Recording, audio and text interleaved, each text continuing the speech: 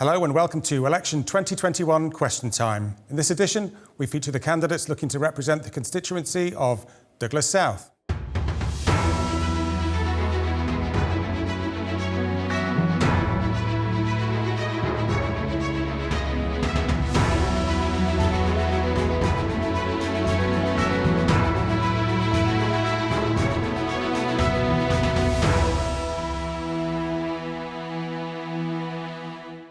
Joining me on the panel are, in alphabetical order, Claire Christian, Gerard Higgins, Sarah Maltby, and Paul Quine. Following the general election on September the 23rd, two of them will be elected to the House of Keys. Before we start with questions, we're giving each candidate up to 2 minutes to introduce themselves. And first up, we have Claire Christian. Claire. Thank you, Richard. My name is Claire Christian, and firstly I'd like to thank my fellow candidates for partaking this evening, and to those who are watching and listening to this debate. I was elected in the Douglas South by-election a year ago. I'm a proud Manx person who has lived in Douglas South for 7 years. I have a huge depth and understanding of the local economy as a local businesswoman. My top 3 national priorities are growing an existing economy and nurturing a new and thriving economy. And we can do this by identifying our skills shortages and then support them through education, apprenticeships, reskilling and upskilling so that we can build a local renowned workforce with job security. We also need to provide lifelong housing opportunities and build more social housing with lower running costs. Building housing stock brings us economic and social benefits. I also support building a world-class mental health system, which should be available in our primary care, in our schools, in our workplaces, and on the front line of the police force. All my policies are underpinned by urgent need for a joined-up government. Departments need to stop working in silos, affecting our service requirements, which are lagging behind population demand and funding being allocated correctly. In this last year, I have demonstrated my commitment to Douglas South constituents. I know what is needed to improve outcomes, and I've quickly grasped how government works. I have remained true to myself. I have constantly challenged government and speak common sense, regardless of what Coman have dictated. And I have continued to speak up for businesses and for the safety of public during the pandemic. Thank you. Thank you, Claire. Gerard Higgins. Thank you, Richard. I, like Claire, would like to thank my fellow candidates for coming along this evening. I'm 57 years of age. I've worked in the income tax division for 39 years, primarily in the last few years dealing with parliamentary questions, policy and tax budget matters. I have lived in the Isle of Man all of my life, and I've lived in the constituency since 1997. I would be honoured if the constituents of South Douglas would employ me as their MHK. I refer to being employed as an MHK specifically because that is what you do. You, the public, pay the salaries of MHKs, and also you give them the money to spend wisely on your behalf. This is a very crucial election. We need to stop the spend, the projects that are continually over budget. And that's why I'm standing. I want to make sure that we get our key priorities right now. And those priorities include housing, especially for our young people, because we want to retain their talent and keep them on the Isle of Man. Education, we must support education right through from early starters, right through to apprenticeships and internships. Health, we need more on-island health services, and we obviously need to deal with the mental health agenda and give the appropriate support there too. And with regard to the economy, we have to deal with the issues that we face from the OECD with regard to our taxation. And we're going to have to deal with that over the next 5 years. Equally, as a constituency MHK, I will deal with your bread and butter issues, such as the roads, our pavements. We need to invest now in our people and in our community. Thanks, Gerard. Sarah Maltby. I've been an education support officer at Ballacameen for over 15 years. with additional experience with crossroad carers and home care services. Social care and responsibility is my main priority. Lifting people out of poverty is not only the right thing to do morally, but it is essential in ensuring we increase revenue. Giving people dignity with employment, a safe home, and training opportunities is vital. Lifelong education from early to senior years does not currently get the priority it deserves. We need to get it right. I have seen firsthand the fallout from failed policies, despite the best efforts of us all. We need a greater focus on vocational qualifications that could lead to more on-island training and retention of a skilled workforce. Affordable and appropriate homes require a housing strategy that is fit for a changing society. The housing crisis is complex. Providing homes for first-time buyers, sheltered housing and smaller properties for older people are equally important to me. If we don't get it right for them, then we fail at every other level. Listening and speaking up when needed and being an active community member is what I do best. Voting for me gives you the opportunity to support someone who puts people first and has a proven track record of working tirelessly for students and their families. I have met a number of people with increasingly frustrated with government's direction and priorities.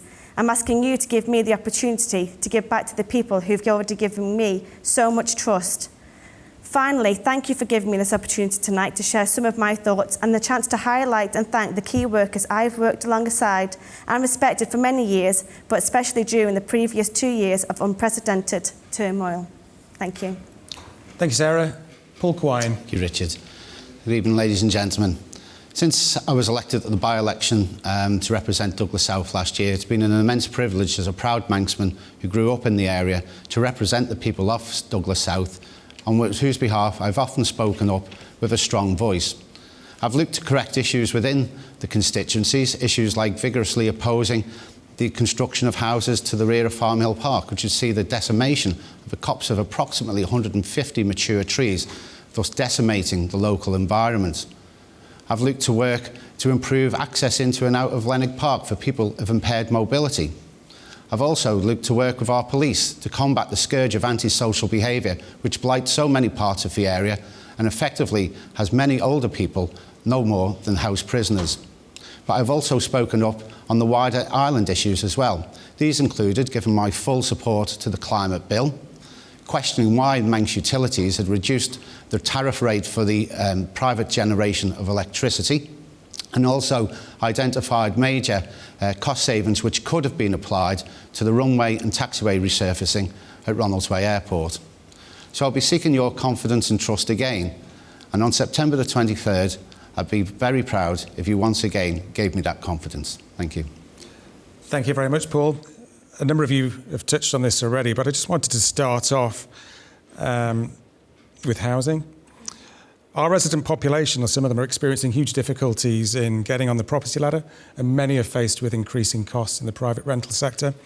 At the same time, some local businesses and Locate Isle of Man's own website promote the fact that there are no restrictions for off-island investors when purchasing a property in the Isle of Man. Does this need to change? And are there any other measures you would like to see introduced to rectify this housing problem? Sarah Maltby. Yes. Simply put, protection for our young people is vital. If we don't keep the circle moving, so we don't make sure that we have enough properties for people to buy, first of all, and then also at the other end of the scale, when you have older people who are looking to downsize, if we don't keep the circle moving, then we're going to be unable to provide a safe and secure place for people to bring their families to invest in the Isle of Man. Of course, we need to support protecting people in order to prevent too much off-island speculation. I don't feel that that's the. We've reached a crisis point where we are unable to leave ourselves vulnerable to not being able to look after people on the Isle of Man who wish to return, and our own people who have stayed. Okay, so would you support a restriction on off-island investors? Yeah, I would. Okay, thank you. Claire Christian? Thank you. So the housing crisis is actually quite simple. low wages and also increasing population. And this is what's meant also because we haven't been building social housing for the last 10 or so years.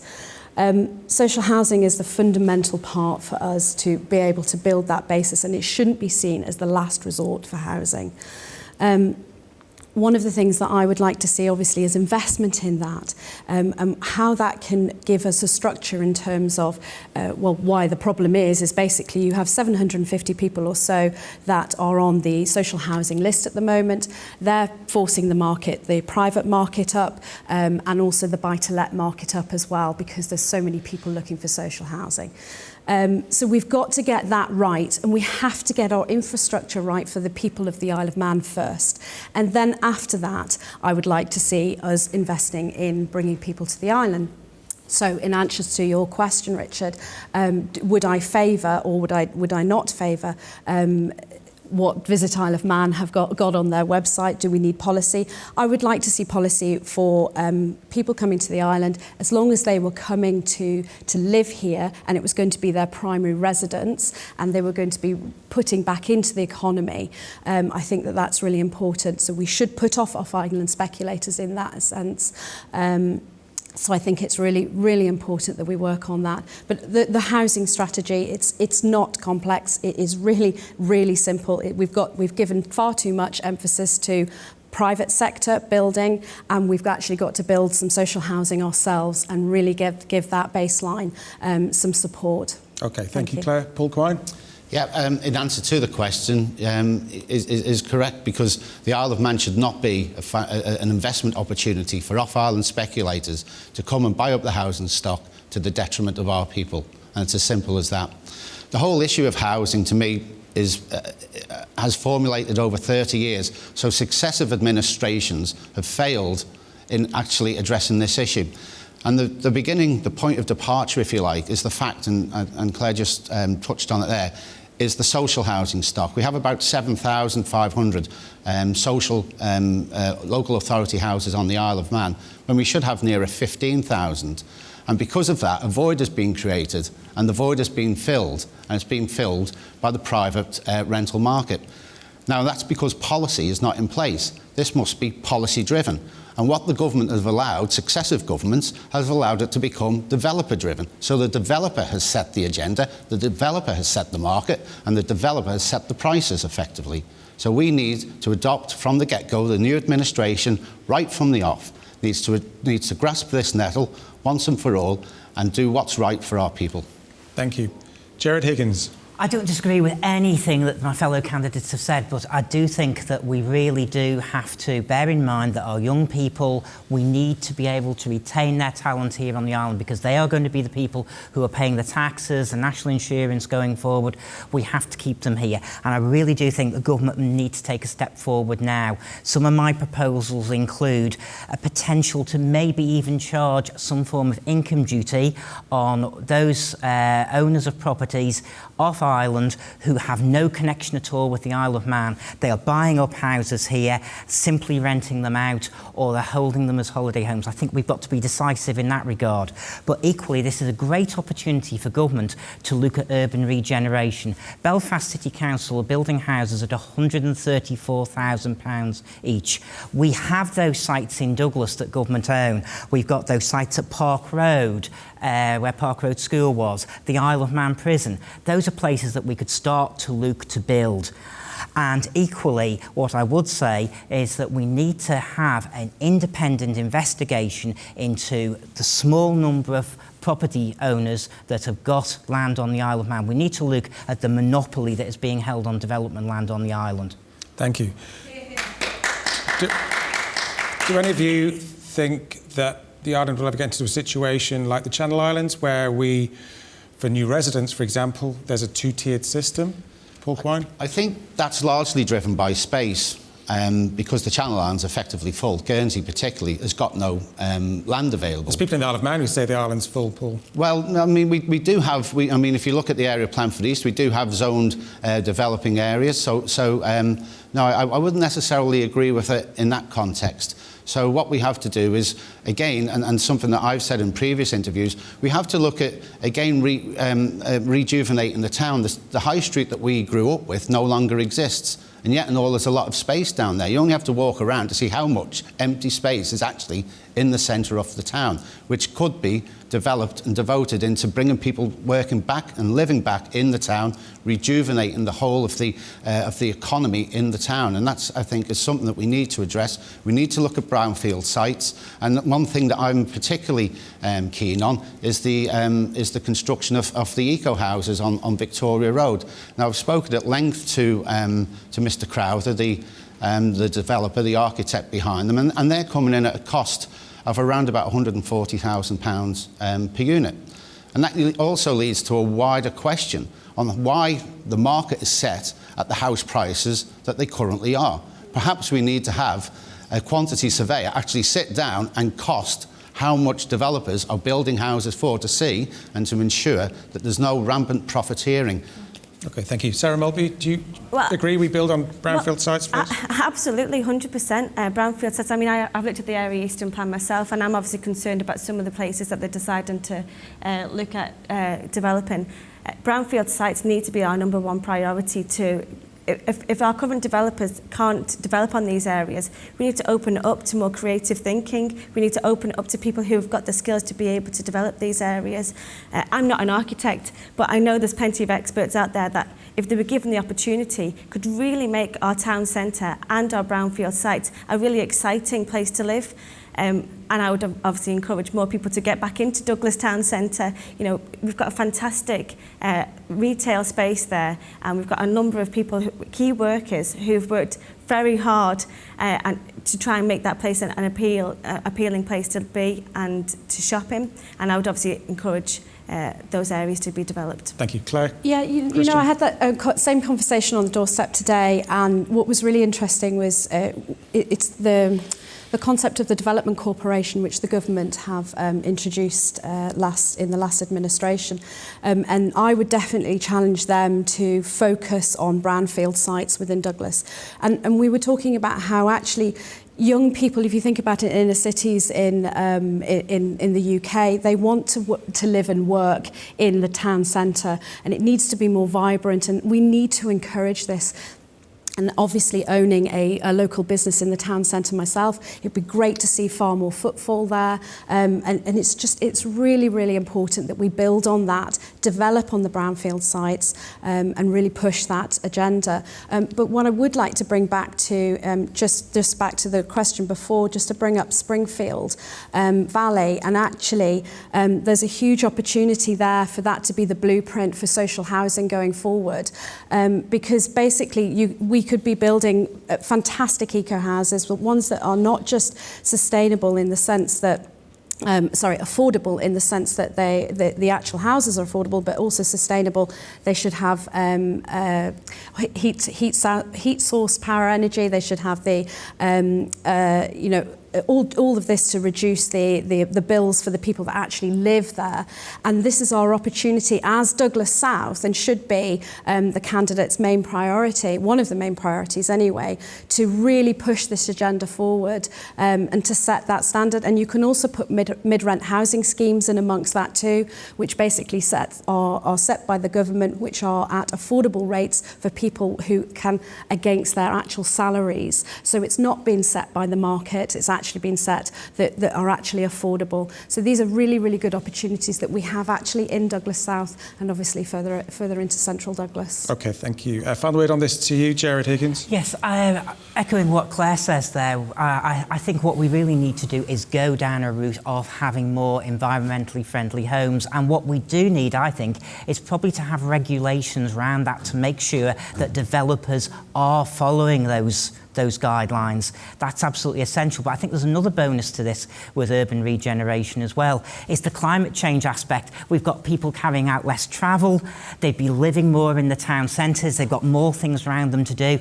And of course, it would make nightlife and retail much more vibrant in our centres. But I really do think, going back to what you originally said, Richard, we do have to raise this question as to why the average house price in England is £267,000 and here it's £313,000. And the Isle of Man government, the next administration, really do have to address this issue as a matter of urgency. OK, thanks a lot. I just want to move on to another topic now. As you all know, there's a pressing and recurrent issue regarding GPs at Snaefell Surgery.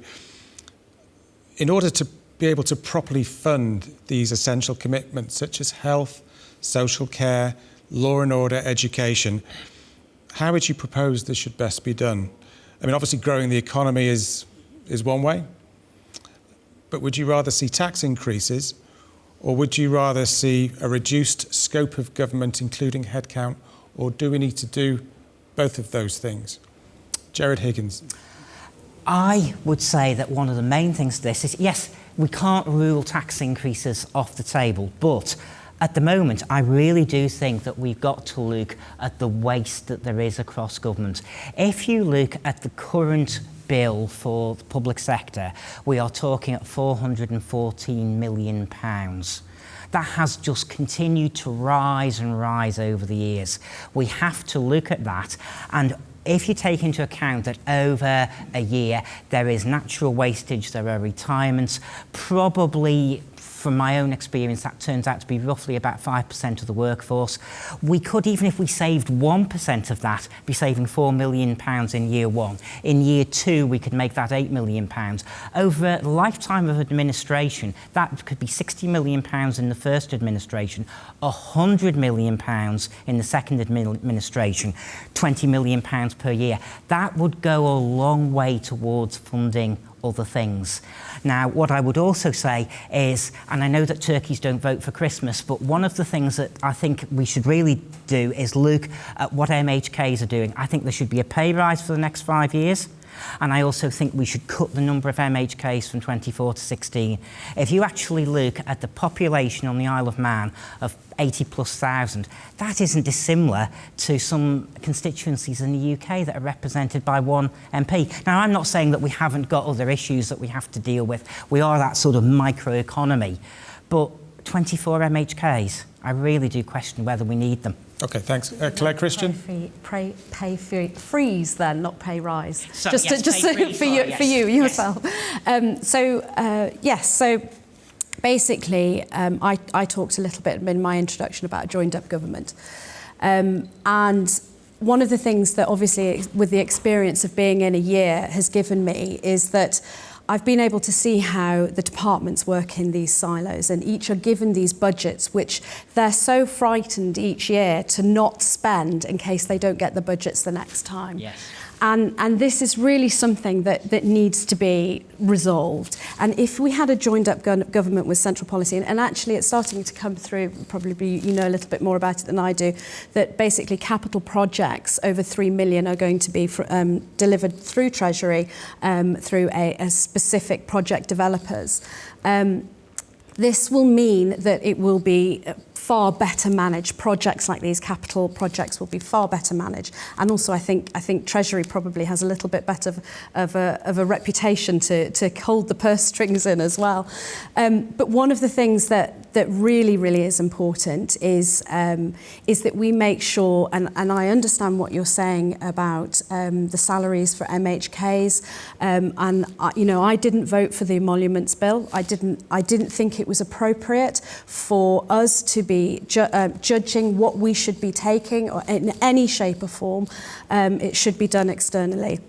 Having had experience of this last year, I would also say to any prospective candidates, really value how much work it is involved in this, because it is 7 days of the week and it is 24 hours of the day. And I know that Paul and I have worked tirelessly to do that job together for the betterment of the constituents. And I think that's really important. Now, I'm not saying that we couldn't streamline and things like that.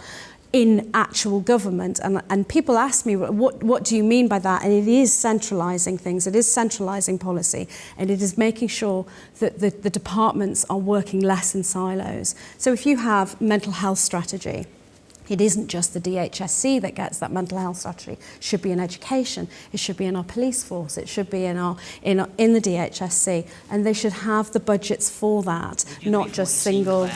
There is a very strong silo mentality in certain parts of government. Absolutely, I would say across the board, and it's really.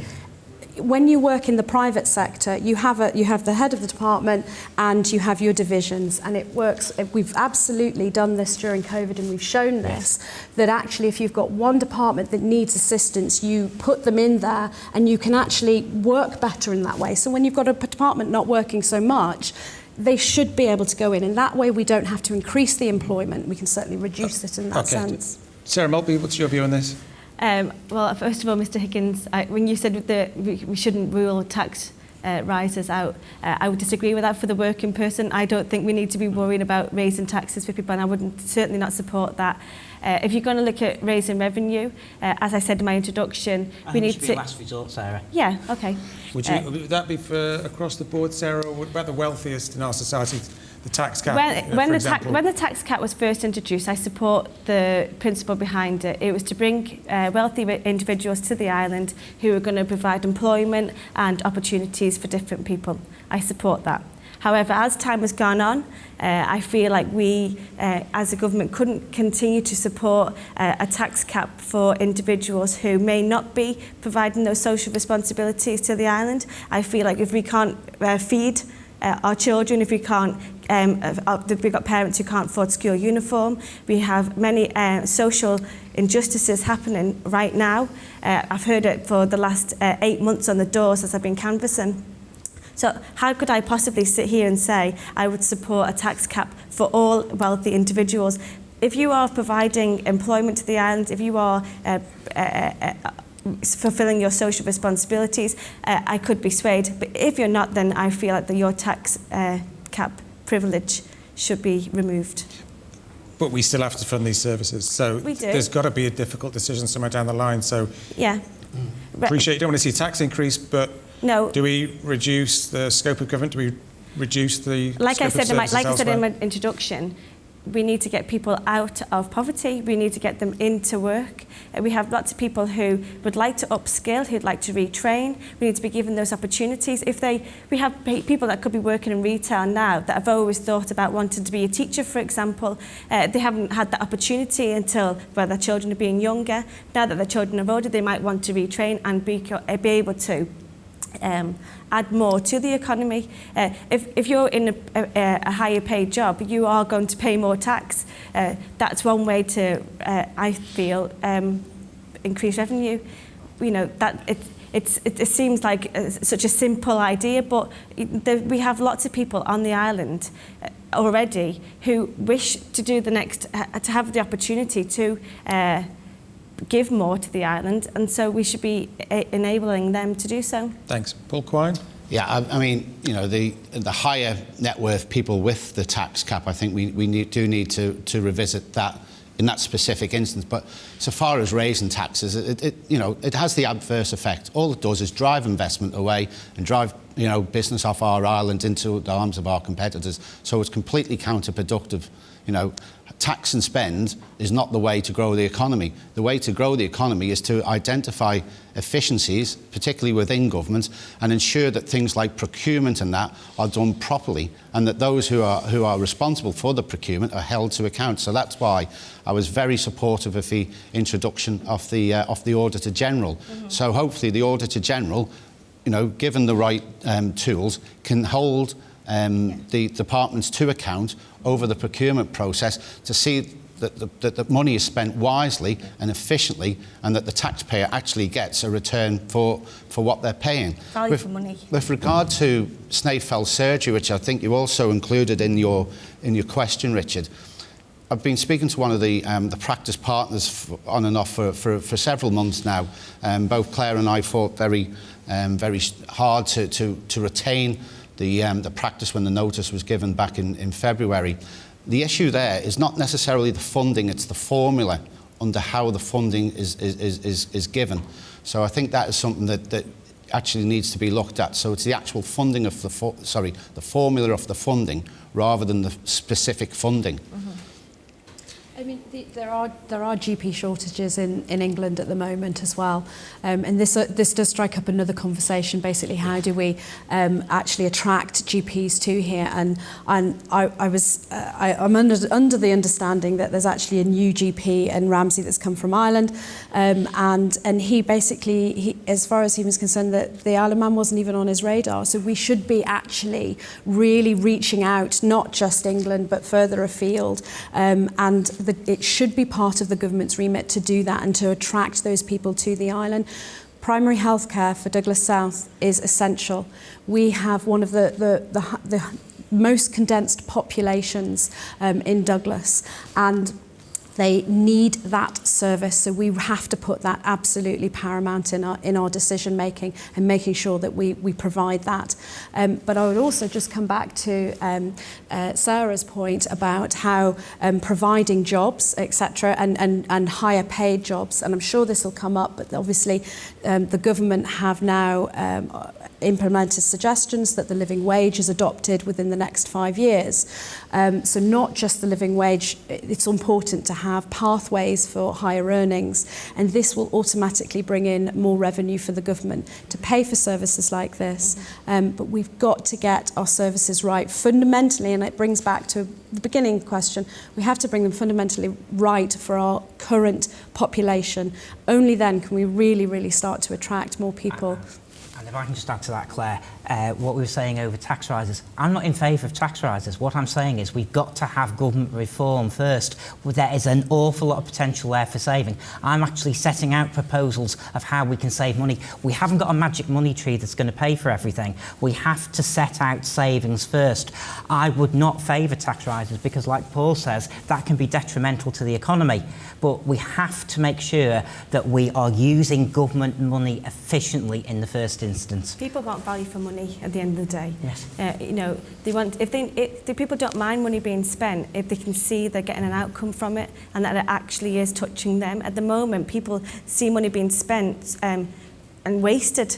Yes. You know, we need to bring back for capital projects, for example, somebody to oversee these projects. We used to have it. It was taken away. I'm not too sure why. If we could bring that back. But why have so many projects got out of institutional hand in and this what administration? Because Yeah. they have. You look at Liverpool landing stage, £6 million now at £52 million. You know, it's very easy to bring up the promenade, but you know but it's a classic example. You know, that has been able.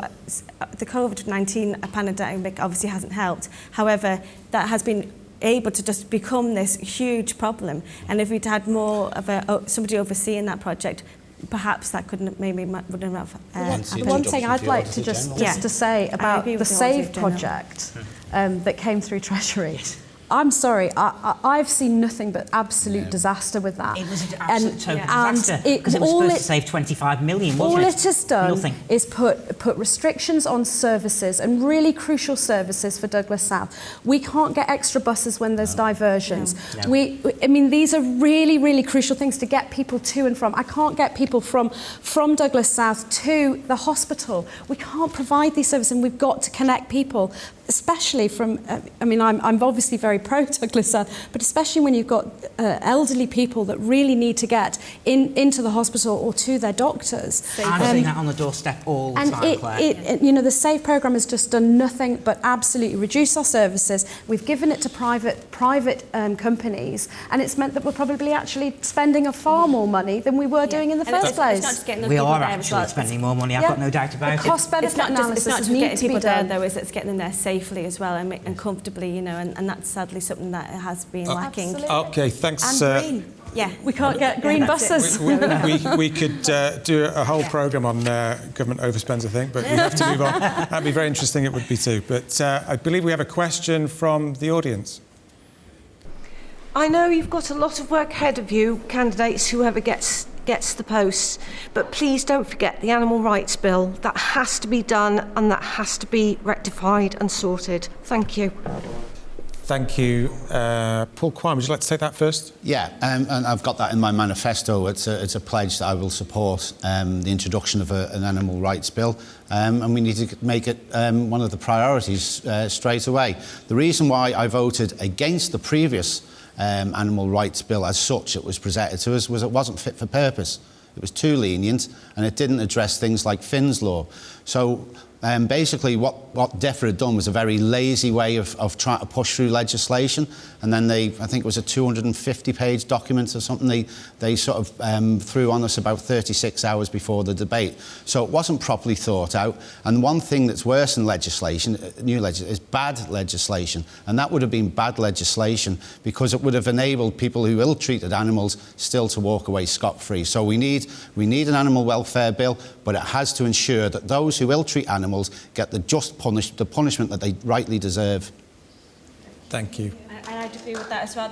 It's also within my manifesto. It's actually something I spoke to a potential constituent about for approximately 2 hours, only a matter of a couple of weeks ago. You know, of course it's important that we get it right, and as Paul says, there's nothing worse than bad legislation. You know, we've got to get it right. Be on the voice for those people, those animals. Let you go. Thanks. Likewise, I'm fully supportive of it as well. I echo what Paul says. The worst thing you can have, and I've seen it across the years, is having bad legislation. Bad legislation can be worse than no legislation at all. Claire Christian? I think it's really important. You've just hit the nail on the head in your question. Whoever gets in, make sure they're held accountable for what they're saying here today, because they could be in those departments, and it's really important they push these items through. It got left to the end of the administration of this last one, and it should never, ever have happened. And I'm really sorry for that. We came in at the end, Paul and I, and I'm sorry that we weren't there sooner to be able to bring that forward quicker. There are crazy things happen where MSPCA can't even go into somebody's house, whereby, you know, there might be some mistreatment happening, and this is just appalling. And I hope that this isn't happening now, but we live in a real world, and it probably is. So we have to prioritise this. And yes, it is in my manifesto as well. Thank you. Thank you. Any more questions? Should we consider extending free bus travel to the under-67s? Sarah Maltby. Free bus travel has been considered as one of the suggestions for going forward within my manifesto and the Manx Labour Party's manifesto. It is considered one of those things that we should at least trial anyway. I think it would be good to see if it could work on, certainly for people who are currently unemployed, who need to be able to try and get to interviews. I think that would certainly be able to offer some people some real solutions. At the moment, it's very difficult to, when you're living on a budget, to be able to afford things as simple as a bus travel ticket. So I would certainly support trial and free bus travel. That suggestion that Sarah's just pointed out has actually come through on the poverty report. It's one of the suggestions, and actually that was one of the things that Paul and I actually voted for, so that hopefully will happen. So what I would say is, and maybe I'm probably with a little bit of experience being in the DOI and certainly in public transport, right now, if you were to lock down the current public transport the way it is and say that it is free travel, you would end up having people in Foxdale saying, well, it's not fair that the people in Castletown have better, more accessible services than what I'm paying the same. It's all free. So there's a lot of disparity that we'd have to really, really look into that and actually figure out how this works. It has been done in other countries, and I have been watching it very carefully because I think it's really important for us to explore these ideas. But I would say it does come with complications, and we need to make it fair. And I would say that that's going to be quite a difficult task for the Isle of Man, just because of our topography, because of how our island isn't necessarily populated evenly. So I think that's really important that we're realistic in this. Thank you. Jared Higgins? Well, I know Luxembourg have trialled free buses. That's one thing. Yes, I do think that we should try and maybe look at that. I agree with the difficulties that Claire is talking about here. But again, it's a case of how do we try and encourage more people to use buses from a greener, environmentally friendly point of view as well. I think it's not just saying it's free bus travel for a particular group of people. It's looking at the whole wider issue, and it's a much more complex issue, but we should be trying to get people to use public transport more. And equally, one of the things I'm finding on the doorstep is that people are complaining about the changes in timetables so often. We need a much longer lead-in time and make public transport more attractive for them to use. And the changes in timetables come because Treasury have reduced the subvention of £2.5 million in the last administration, so timetables had to be cut back. There's parts of South Douglas that people feel like they are completely isolated and they feel like they're cut off from the network. Paul Quine? Yeah, I support it, as Claire touched on with the review of the Poverty Committee, because it gets people, it enables people who are seeking employment to be able to get to their place of work. With older people, of course, there's so many benefits for people to be able to get out, to interact, to combat loneliness, social isolation, everything like that. So, if you look at it in the broader context of what it gives to the community, I think it actually gives a lot more than we actually think. So, I think it's something that I would certainly look at. Thank you. I just want to move the discussion on to a related topic, if you like. The Isle of Man government has set a target to achieve net zero emissions for the island by 2050. Would you support bringing this target forward? And what would you propose to prevent the costs of implementing more energy efficiency initiatives from burdening the poorest and most vulnerable in our society? Jared Higgins. Yes. I would like to see it brought forward, but it's being realistic about it. Can we actually bring that forward? Because what we do have to bear in mind is the overall cost of this. Now, I've been at a presentation recently from the climate change team. There is significant cost attached to this, and what we have to bear in mind at the moment is a lot of families are feeling the pinch from COVID, from low income. How do we actually get there? And I think what we've got to do is, yes, I'm fully supportive of the plan that Tynwald approved in July for 22 to 27, but we've got to sit down, this new administration, and put a fully integrated plan together and see how quick we can move towards those zero emissions. I would like to see it brought forward to 2035, but is that reality? I'm not 100% sure that it is. Claire Christian, we're in a climate change emergency, according to the Chief Minister, and accepted science. Would you propose bringing the target forward? So I voted for it to be 2035. You see, the thing is we talk about, maybe I come from a different generation, that I think ambition is really important. And I think the fact that we've got it set at 2050, that what worries me is administrations will put off actually addressing the issues if it's so far away. I would really like to see it brought to 2035 with urgency, and I would hope that gets brought to Tynwald again. In terms of the cost, it's very worrying. It's 150 million, 200 million that they're looking at for these connectors, and it's, how do we prevent us as a government having to pay for that? So it is about private investment. It is about getting out there now with that. We've got the perfect scenario. We're an island. We've got lots of wind. We have the same amount of wind as Scotland and everywhere else. We really need to take advantage of that scenario, and we could be actually really beneficial for the island if we make those moves now. And I think if we brought it to 2035, it would give us the kick up to go and do it. Thank you. Okay, thank you. Sarah Maltby, your view on this? I feel like all transitions need to be a just transition. We mustn't leave anybody behind. We also need to ensure that when we're talking about this bringing climate change from 2050 down to 2035, of course I support that. In the meantime, while government's talking about this and talk endlessly about the different climate change problems. We need to be able to give real people the opportunity to make their own homes energy efficient. The Green Living Scheme sounds fantastic. It's so restricted. Thank you. You know, at the moment, it's open only to homes who are rated at category D. You know, that's fantastic, but those houses need so many other things doing to them that by the time you come to worrying about a solar panel, that's the last of the problems. You know, there's plenty of people who would now, after having some time over the COVID-19 outbreak, to invest in their own homes, and we should be able to make that easy for people to do so.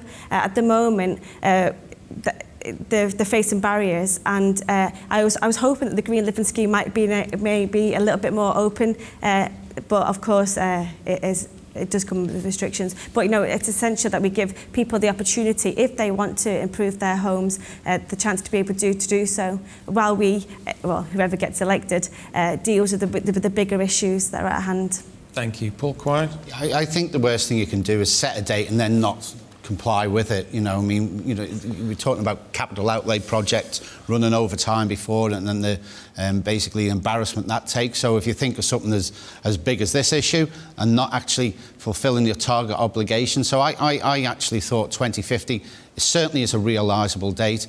Could we look to improve on it? Yes, we can. But of course, what we should do is, you know, develop some options and then review them periodically as we go through to see if that time frame can be brought forward to maybe 2035, 2040, or whatever the case may be. Because there's a big discussion to have on this, because as you say in the question, Richard, it's going to come at a cost, and there's a strong likelihood that it hits the poorest hardest.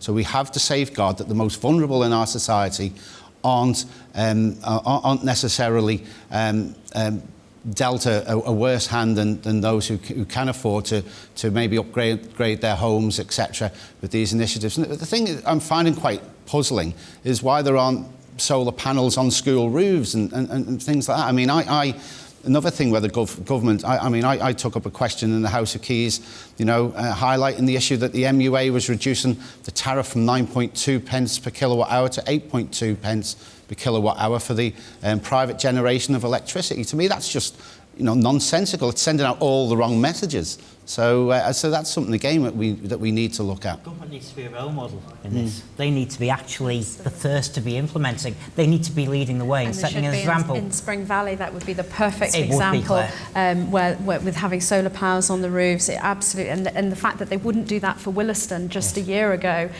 or now as they're coming to fruition. I mean, that's we're clearly they could be making a clear statement here. Hugely. Thank you.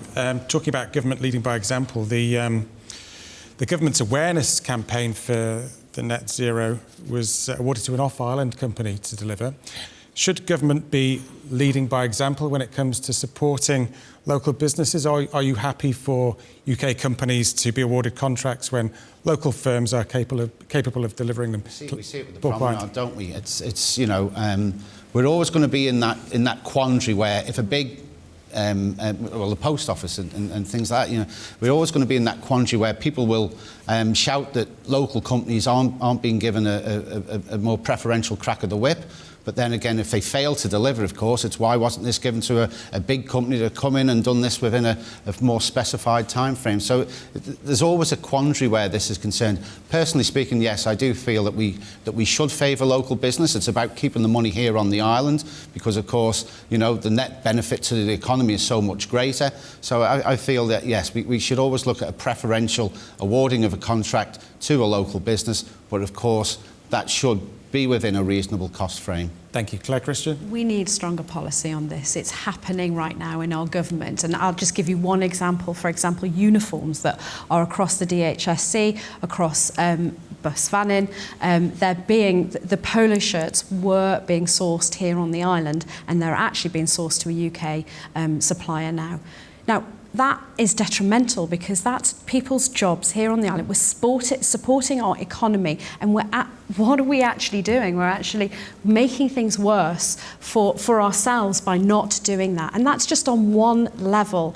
We've also got a recent scenario which has come into the press just a couple of days ago, whereby the airport are looking for security. It's been outsourced, well, it is currently outsourced to another provider, again, another SAVE project, and they couldn't get local employees, so they've gone out to the UK.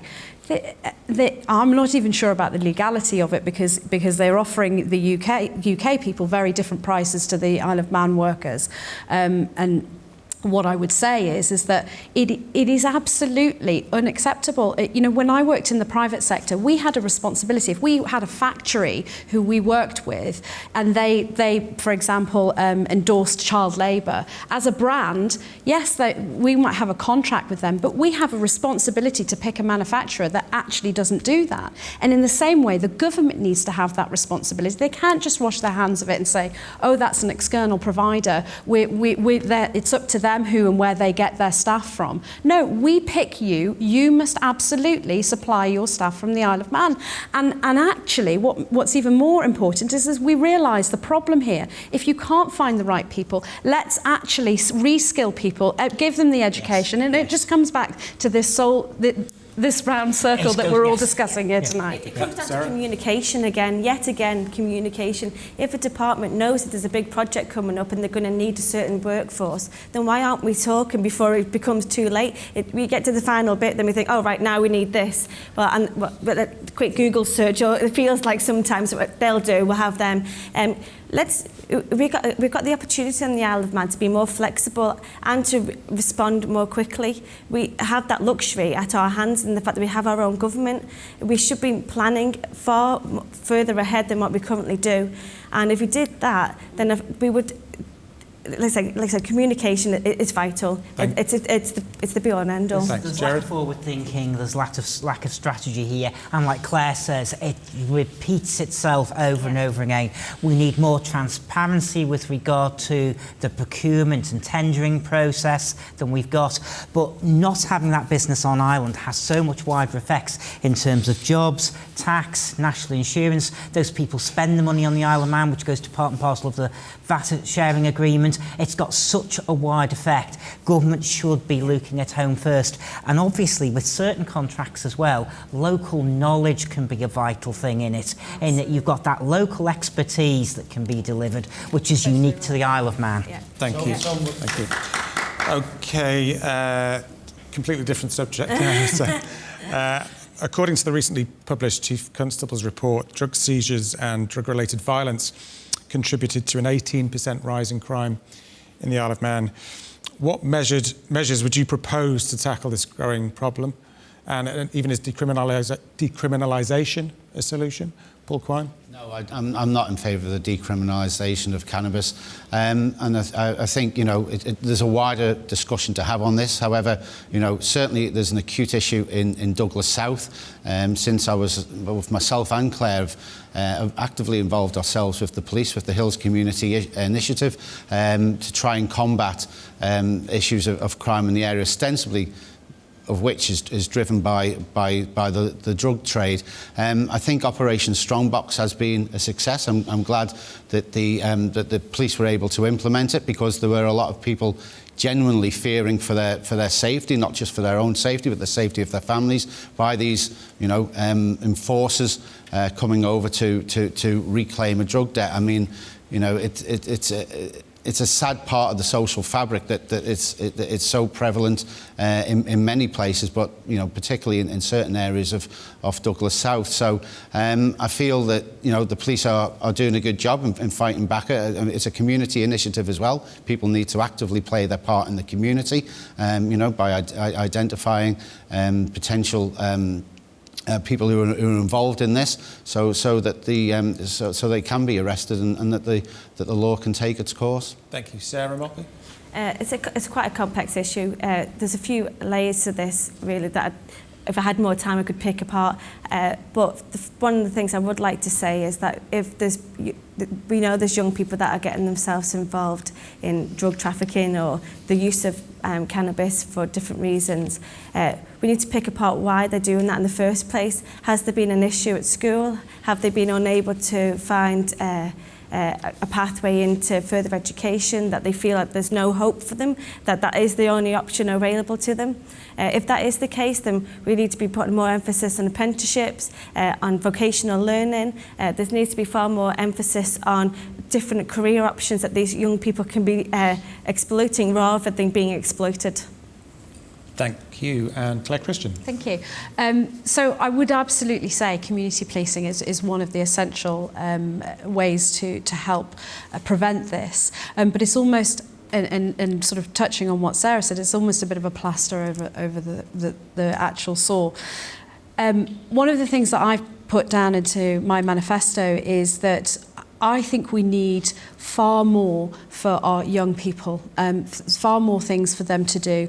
And I think as a government, we have a responsibility actually to talk to these generations and ask them what they want and what they would like provided for them. And we've all, the amount of constituents that I've spoken to have just said to me, there's nothing for these children to do. They're out in the streets. They're either going to a certain McDonald's or that is virtually it. And certainly when I was younger, there were far more places and things for us to do. So we've got to tackle this problem from the start, that point where we provide opportunities for young people, which we're not providing right now. In terms of your question to decriminalisation, I absolutely think this is something we need to address in the first year. I would like to see medicinal cannabis paramountly being pushed forward. It needs to be addressed. This is affecting really good people's lives, not being able to get the right medicine. But the money that we're spending currently on for very small amounts of cannabis being found and it going through the judiciary system, we need a holistic approach on actually.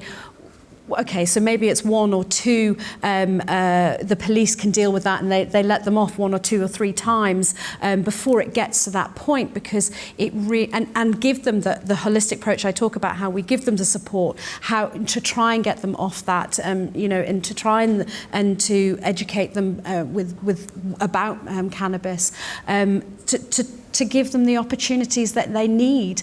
And I think that's really, really important. So we do have to look at decriminalisation, but we have to look at perhaps some kind of lead-up procedure to that. So yeah. Thank you. Finally, Jared. 2 points on this, Richard. One is, which I've got in my manifesto as well, is that we need to have a lot more activities for younger people. And I think that should be through focus groups as well, sitting as your local MHK, talking with these people, getting ideas back, but government working closely either with on-island or off-island providers to arrange more attractions and more things for people to do. But also going back to a point that Claire mentioned much earlier in the debate, there's a lot of people that get into drugs at an early age. The problem here again is lack of joined up government between social care, between health and the police. If they were working much more collectively, and education as well, if they were working much more collectively, I'm sure that we would be in a much better position. And I was only talking to the Chief Constable about this last week. We need joined up government to assist us with this. I mean, Claire touched on it. With regard to things for young people to do. I mean, when I grew up in South Douglas, we had a club pack, we had a scout troop, we had the youth club at Pulrose, we had a very active football team. So, there was so much more for younger people to involve themselves in. And by doing so, you have far more respect for your community. You value, exactly, you value what's there in the community, and you work constructively to ensure that those sort of things are contained. So I'd very much like to see, I've spoken to people in the community, things about introducing a boxing club, but, obviously the issues are a bit wider than that, but also having a venue where young people can go, they can, can play. Yeah, exactly. So that's what's lacking. Thank you, and thank you all. That wraps up our questions for this evening. All that remains now is for each candidate to have their final word on why they should get your vote. And we start off with Paul Quine. Thank you, Paul. Thank you, Richard. Well, ladies and gentlemen, you've heard some very good questions and answers this evening as to why we should be elected for your MHK on the 23rd of September. I like to feel that I've been open and honest during my time since I was elected at the by-election last year, interacting with the community with a real hands-on approach. I like to feel that that will be the way I will be going forward, contactable rather by you, and open and transparent towards you. Thank you. Thank you. Sarah Maltby. I want to live on an island that is prosperous and caring, where people have opportunities and its residents feel valued. Our island is competing to attract professional working families, and we need ours back home. A properly thought out housing policy is required now more than ever. Investing in people is beneficial to our island and our local economy. The reintroduction of a capital projects unit to manage costs and have a fairer taxation system could see world-class services being more securely provided back here on the Isle of Man. My goal, together with a huge cross-section of specialist professionals, has always been to secure a pathway to a more sustainable future for our young people. You can be assured that I am committed to fairness, and I am compassionate, and I am here to serve you.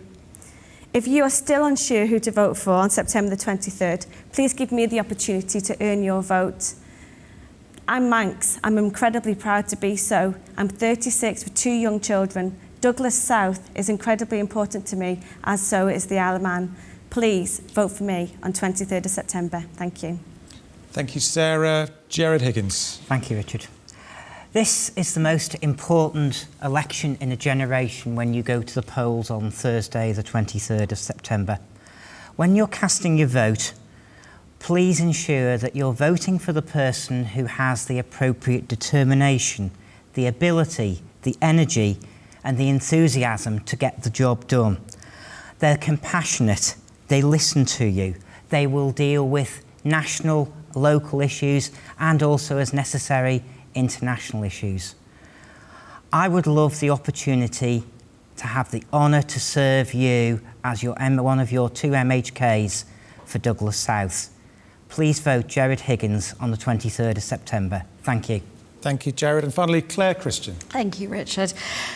Remember, when you come to vote on the 23rd of September, I am the candidate who has a proven track record. I have continued to be the conduit between businesses, self-employed and government. My resolve and determination to fight to do what is right was shown when I challenged Treasury to make financial support during lockdowns, and more recently lobbied Treasury to implement the isolation incapacity benefit. I am proactive, which means I'm always going to put Douglas South constituents first. I'll look for the problems that will affect you. I will try to solve them before they become an issue.